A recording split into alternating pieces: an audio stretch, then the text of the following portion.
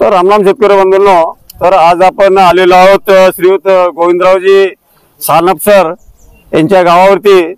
तर त्यांनी कोहिनूर सीडचं महागुण या वाहनाची लागवड केलेली आहे आणि छानसा असा प्लॉट त्यांनी सजवलेला आहे।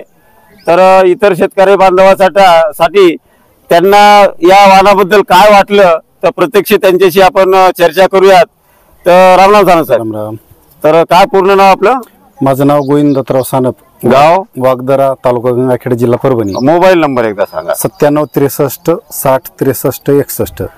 बरं, तुम्हाला सर हे महागुण लावलं, काय वाटलं याच्यामध्ये? तुम्हाला काय काय गोष्टी चांगल्या वाटल्या, काही वाईट वाटलं का? सर याच्यात बोंडाची संख्या मोठी आहे। बरं, पाता जवळ आहे।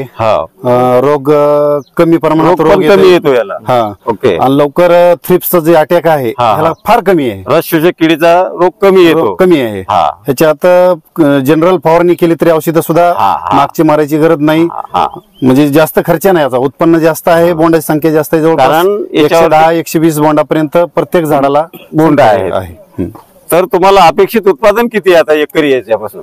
आता आम्ही साधारणतः पहिलं 5 ते 10 धरीत होतो, समजा एकरी येत होतं, पण अंदाज आहे आमचा की 15 क्विंटल 15-18 पर्यंत आरामात येऊ शकते असा एक अंदाज आहे आमचा आता। नाही तर या वाहनाबद्दल इतर शेतकऱ्यांना काय सल्ला देसाल? मी एवढ्या सगळ्याला सांगेल शेतकऱ्यांना किंवा सगळ्यांनी हे वाहन पुढच्या वर्षी जास्तीत जास्त या वाहनाचा वापर करावा। खर्च कमी आहे, हे सगळ्या शेतकऱ्याला परवडण्यासारखं आहे। आहे। धन्यवाद।